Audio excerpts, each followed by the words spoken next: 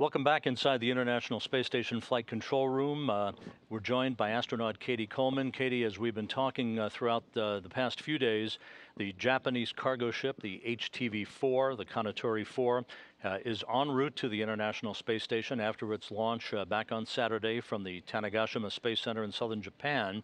A series of rendezvous burns has fine-tuned its path, and it's set up for an arrival at the station on Friday.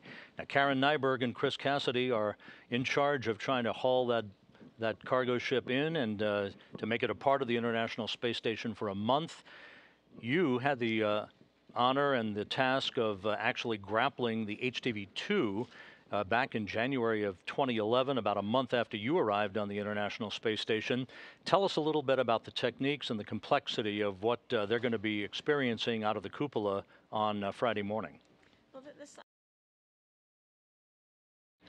So this idea, Rob, of having two things come close together in space and then reaching out with a robotic arm and grabbing one of them and attaching it, it's not new in that we've done it a lot of times on the space shuttle. For example, the Hubble Space Telescope. We would go rendezvous with that, reach out, grab it, spend some time repairing it.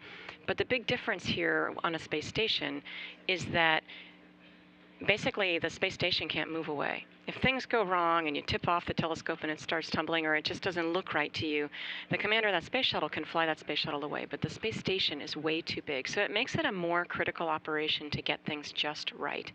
And so as this supply ship comes closer and closer, it's we always have the ability to tell it to go away if we need to, but it's going to arrive at a place, it's about, I don't know, 15, 30 feet away from the station, 15 feet from the robotic arm, and that's pretty close. And so it's going to arrive there, and the robotic arm is kind of perched, ready just to move in like this. And that's Karen's job.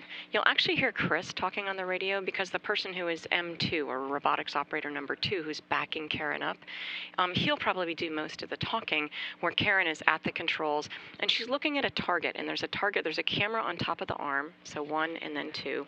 And that camera is moving in, looking at a target where the real arm, the part of the arm that would actually grab this thing is actually about this big. I mean, it's giant.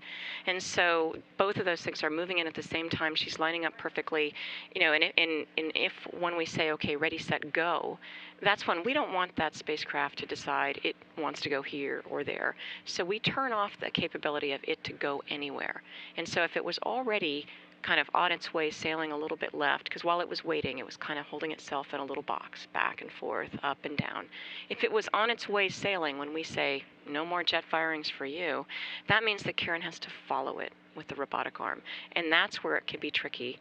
And it can be even trickier if it's on its way, with a little more force and motion. And we always have to be ready for that. So that's what they've been doing lately, is just getting ready to, practicing following something that is racing away from you. And does the mass of HTV-4, 16 tons of mass, does that make it even more complicated? It does make it more complicated because we basically don't want to hurt the robotic arm. We're going to have supply ships arriving again and again at the International Space Station.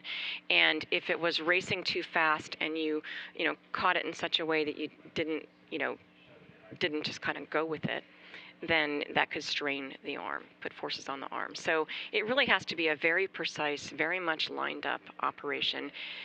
And, I was nervous doing it. I'll tell you, I was certainly nervous doing it. And at the same time, that's where your training comes back into play, where you've practiced this over and over again. And knowing that you've done your best to be ready, that's when you can put all that stuff out the window and just kind of focus on doing what you've done many times before. It's just, I'd say what's significant is that in the training, in the sort of cartoon virtual reality world that we train in, nothing looks that big. I mean, this thing is huge, and it's right next to the window of the space station, and it's pretty cool looking down at the Earth as it gets bigger, throughout the day on their Friday, our Thursday night. That thing is going to look like a tiny little speck on the horizon, and then it's just going to get bigger and bigger and bigger, and by the time it arrives and you're going to catch it, it is huge.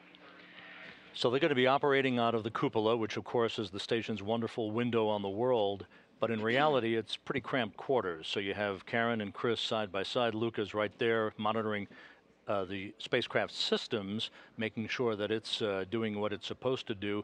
How How much of a kludge is that for the crew? It is challenging because it is physically close. There's really not any more room than you and I sitting here. And yet they've actually practiced just that. I mean, just yesterday morning, they practiced using the robotic arm and figuring out who's going to be where, and when somebody needs to reach that button, do they knock Karen out of the way? You know, they'll have figured out their own way to sort of use that space and their own communication together too, of saying, you know, as the arm is approaching, we need to make sure that the spacecraft is in a certain state.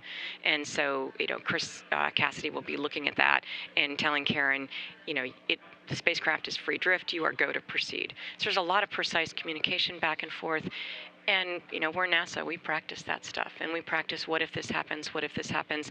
There'll be one more significant practice session on basically their Thursday morning to just reinforce, you know, we have all these what if situations. What if suddenly the spacecraft shows that it's got some systems that are not ready, and it would be better to send it away and wait until we can understand the state of the spacecraft.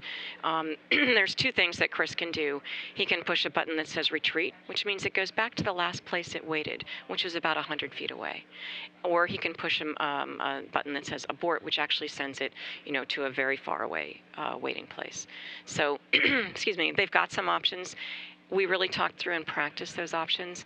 And also then on top of that, you want to capture these moments, both for an engineering reason. What if something goes wrong? You want to understand, you want the ground to understand, what do we need to do different on the next supply ship? And also you just want to capture the fact that this is a significant thing that real people are doing.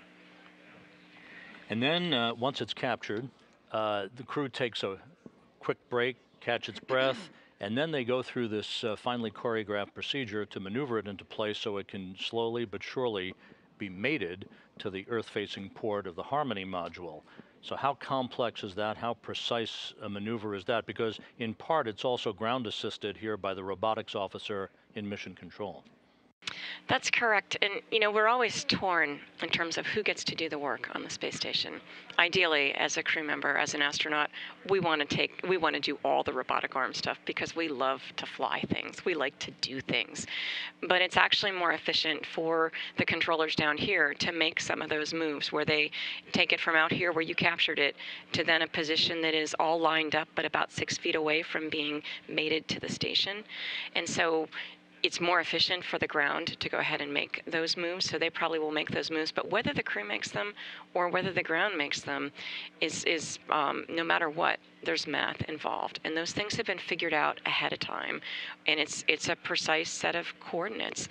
But then when you really are going to put metal to metal, and, you know, the HTV has like these kind of, you know, little cutouts like this, and then the space station has ones like this, and so those things are going to touch, and they really have to exactly kind of mesh together. That's where the ground can do that. I mean, we're getting so the ground could do that, where they bring it in and we see little indications, doing well, doing well. We can actually feel with the robotic arm, it's got sensors that say, hey, I'm being tugged this way, I'm being tugged this way.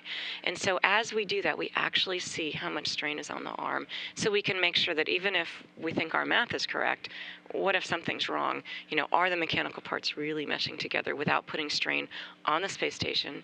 Because we need that port again, and we need to be able to undock safely and send our supply ship, now trash ship, away. And we need to make sure our robotic arm isn't getting strain either. And so once in place, ready to latch, indications are seen by the crew, and then it's a matter of bolting it in place in a two-stage fashion, and then it's part of the space station for the next month, so its valuable cargo can be unloaded. Cady Coleman, 180 days in space on 3 flights, 159 days in space as part of Expedition 2627, and who captured HTV-2 about 2.5 years ago. Thanks for joining us today with the insight. And just a note, our programming on Friday morning in 2 parts will be on the air at 5 a.m. Central Time, 6 a.m. Eastern Time for rendezvous and grapple of the HTV-4, with the actual capture expected just before 6:30 a.m. Central Time on Friday morning. We'll take a break and then we'll return for live coverage of its installation beginning at 8 a.m. Central Time, 9 Eastern Time, all of that on Friday morning. Thanks very much, Cady. You're welcome. It's going to be really exciting.